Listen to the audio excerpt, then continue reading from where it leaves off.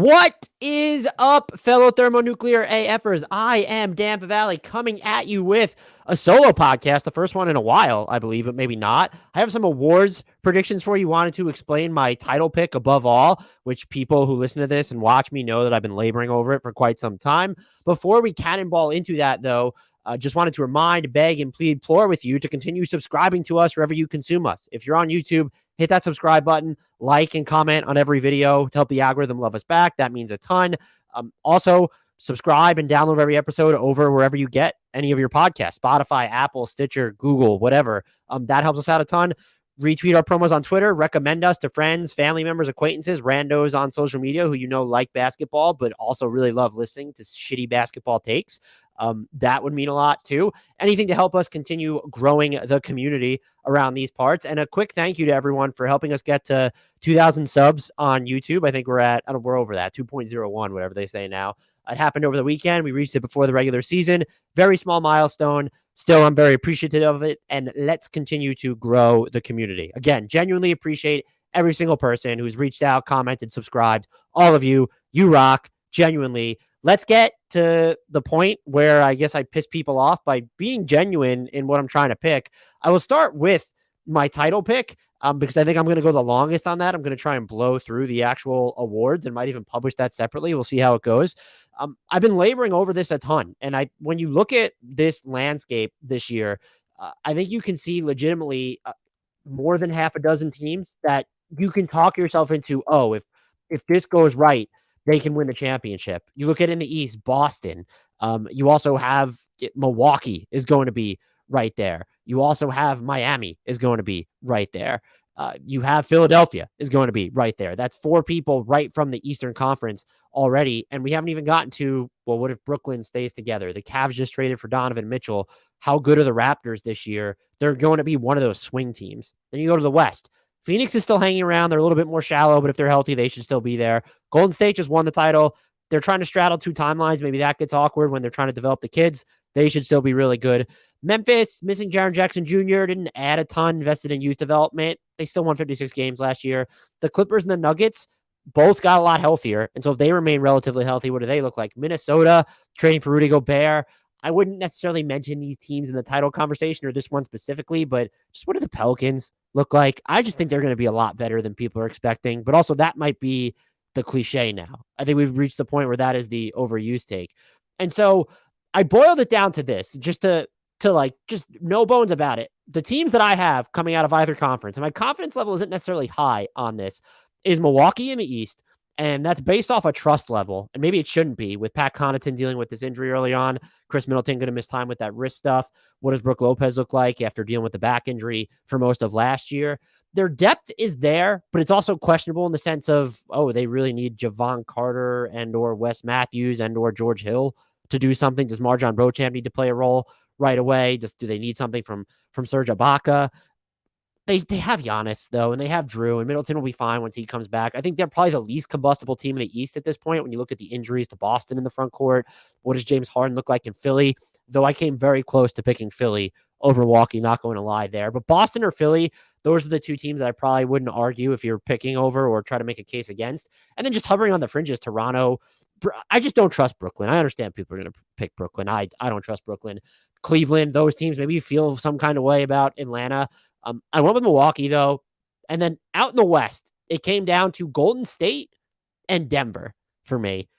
I went with Denver. So I have Milwaukee, and to have Denver come out of the West, it's bold. They feel like there's a level of stability there that might not be elsewhere. Yeah, Jamal Murray and Michael Porter Jr. coming back from these injuries, but Nikola Jokic, an Iron Man, you can trust his health more than you are with Kawhi Leonard in Los Angeles, the Clippers at this point, who have they will probably be the most popular title pick, and I get it. I just need to see it last a full season. And do they have, did John Wall give them enough sort of, change of pace, oomph, and enough playmaking, and what ends up being their best playoff unit? Did they go too far in the downsized direction? I don't think that they did, but that's just among the questions that I think anyone will have. And then it's just like, I don't know, having Memphis in here, I feel like they're going to take a step back for the sake of the bigger picture, and that they did that by design. Dallas, Luka's great. They just don't have enough around him. The Suns, I picked the Suns to win the last two titles, and one of those at least came relatively close. So I didn't look like a fucking moron after it happened. It was the first season with CP3. I picked them to win the title. There's just something's weird, man. You don't extend Cam Johnson.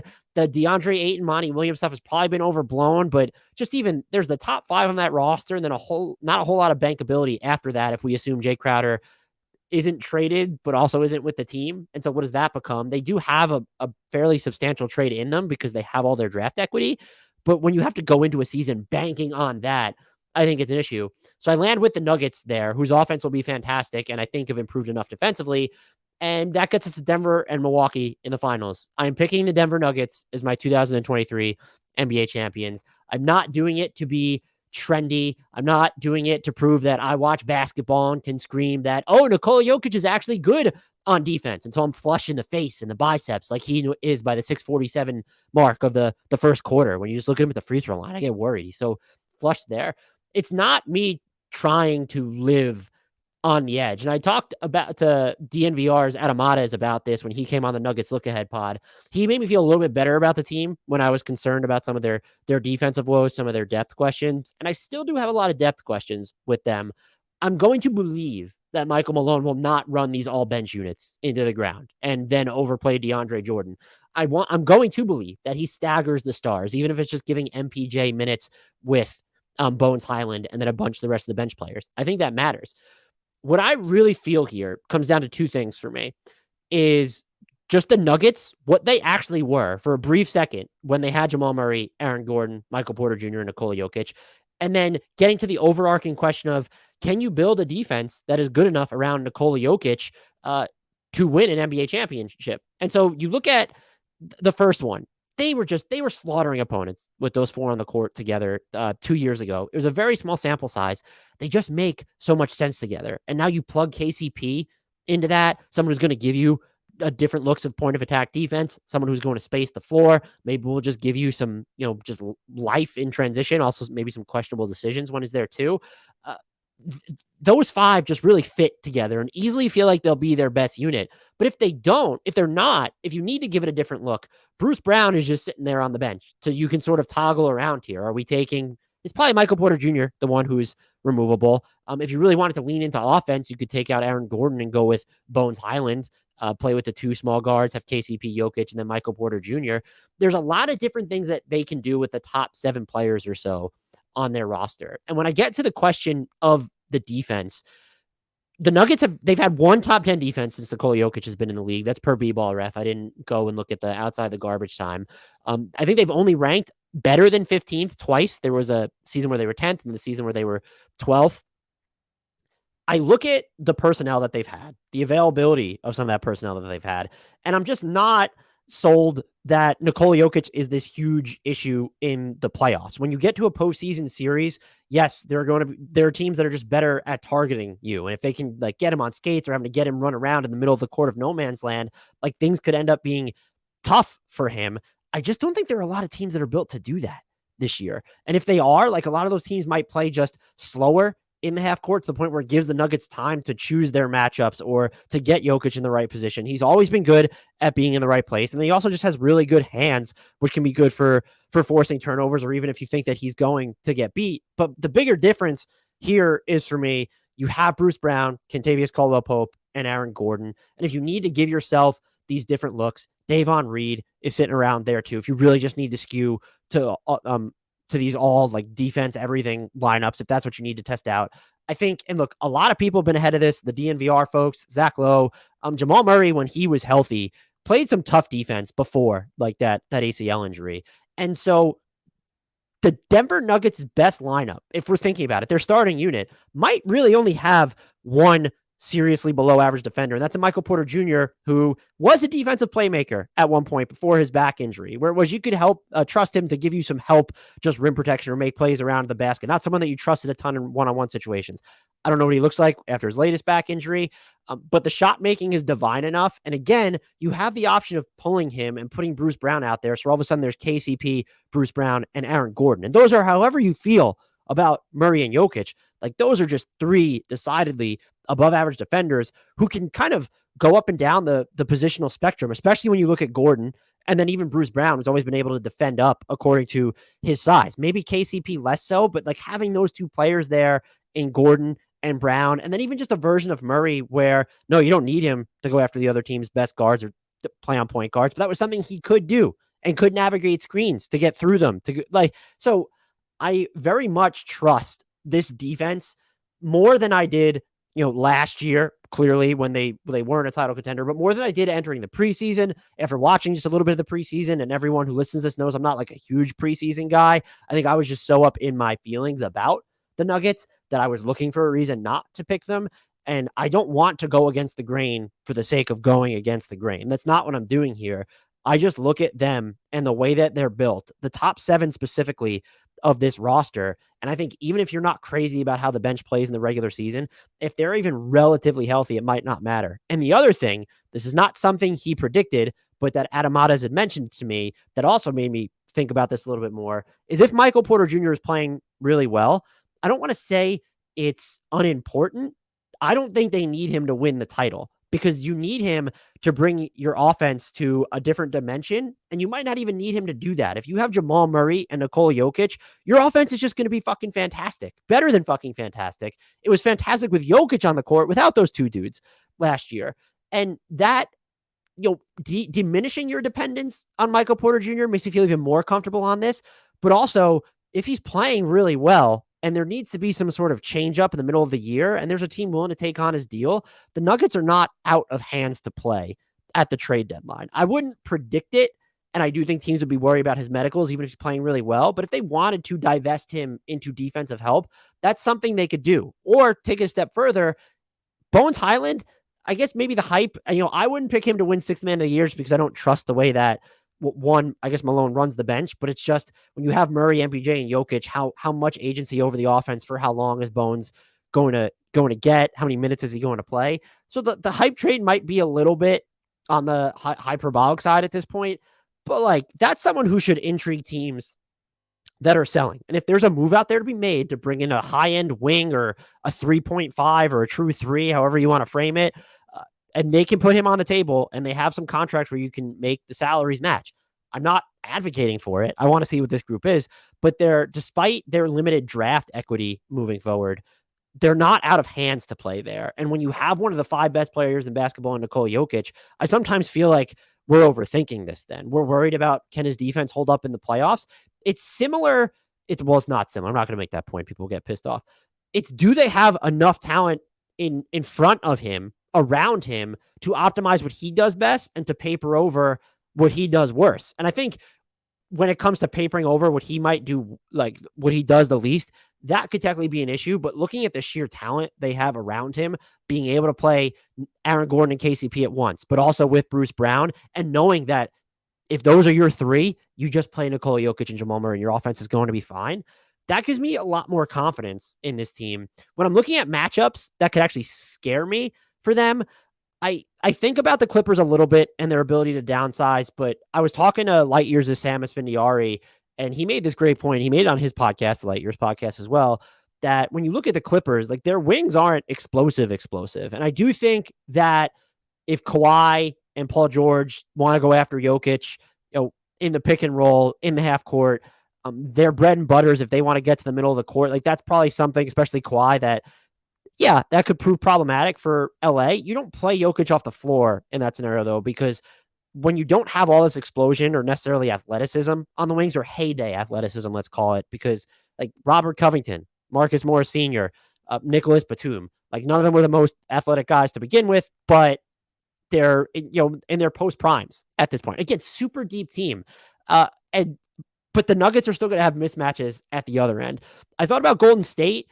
I think that the Nuggets match up with them better than they did last year, and that's kind of low-hanging fruit when you have a Michael Porter Jr. and Jamal Murray back, especially offensively. Defensively, though, just having Gordon, Bruce Brown, and KCP to get your different looks with Steph and Clay and everything that they do off the ball.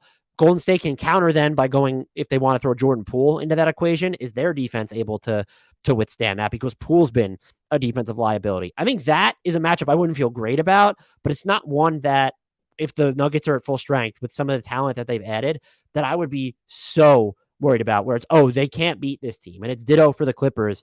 And then after that, it's like there are some lineups that the Pelicans could run out there. I'm not going to lie. That would terrify the shit out of me if I were the Nuggets.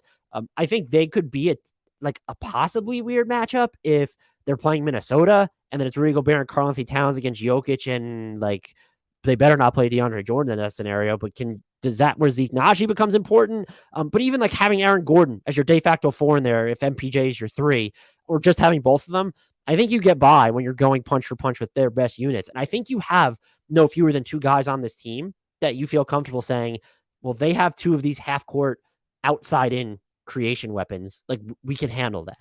Like between Aaron Gordon and KCP specifically. KCP was a little bit more up and down last year, I think, than people credit. That might also describe his entire career. You have Bruce Brown you could throw in there. You have Devon Reed. Or again, I think that Jamal Murray, I don't want him defending the best players on the other team, but he gets you to a point if he's healthy with the way that he can fight and compete and be physical on defense. Isn't going to get checked into oblivion on screens or caught off guard by them, and he can get through them, around them, over them, whatever. Like he could really do that all. I just feel like they have just enough. And if you're a team that I can envision being the 13th best defense in the league this season, with the talent they have, if they're going to be relatively healthy, we might be looking at a team that's the best regular season record, but then also just becomes like this juggernaut in the playoffs. I think that's what ultimately differentiates them from if we wanted to go the Utah Jazz route, where they finished with the best record in the league in 2020, 2021. Last year, they fall off or whatever. But once they get to the playoffs, they're considered this paper tiger. I think it very much had to do with what they had in front of, around, behind Rudy Gobert defensively. And now the Nuggets have plugged, to me, at least on paper, a bunch of those issues with Nikola Jokic, who I also just don't think was this categorical liability to begin with, even when we get to the postseason. I'd be worried about Golden State's guards going after him, of course, for them. Like that would terrify me more than anything with the way that they have. It's not even just like going after the Nuggets and there's just like a lot of, I don't know, like a lot of yo-yo-ness to the way that the Warriors guards can play both on and off the ball. Like the movement is so east-west, north-south, pinball-y all over the place that I could see it giving them real issues. And I don't necessarily feel that way about a lot of the other teams in the West. Like I said, because of some of the depth in New Orleans, I can maybe see that. And just the Zion matchup doesn't seem like it's particularly great for Denver. But you even look at if they were to match up with Milwaukee in the finals, I don't view there as being anything other than a Giannis stopper. But having Aaron Gordon in that series is a luxury a lot of other teams wouldn't have. And then you worry about Drew and Chris Middleton. KCP is going to help you out on at least one of those assignments. There will be stretches where I think Bruce Brown can help you there too, but where Jamal Murray can survive if he's healthy on a Drew Holiday. So this team questions depth. I'm taking a gamble here, but I don't feel confident enough in any other team's chances. I come very close to Milwaukee, and their depth is just a little bit confusing to me, where I'm asking, can the Nuggets hit on the defense with very much this proven personnel? There's Milwaukee's depth, and I'm just sort of wondering, well, how reliant are they going to be on some of these guys? Again, how good do you need Javon Carter to be? Or certain, like we know their top 6 feel pretty certain. Their starting lineup, or I guess maybe he wouldn't. It depends on how you feel about Connaughton, Middleton, Brook Lopez, Giannis, Drew Holiday, and Bobby Portis. Maybe you feel really good about their top 6, but like having to be relying on Wes or Serge Ibaka, Javon Carter. Joe Ingles not playing until the middle of the year, and what does he look like upon return, especially on defense? I don't want Bucks fans to take that as a slight. I just picked them to come out of the East and make one of the 2 teams standing. But that's a real concern for me. So the Nuggets are my 22-23 title pick. That is why I'm still a little bit not so confident about it and incoherent on it. But that's just what I'm settling on because I needed to get something on paper that could be trolled later.